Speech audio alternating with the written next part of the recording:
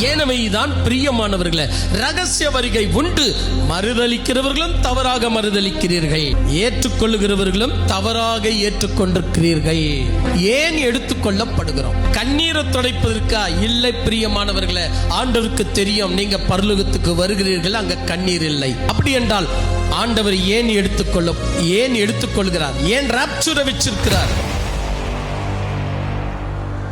இதுதான் நிறைய பேர் சொல்றாங்க, ரகசிய வருகை இல்லவே இல்லை.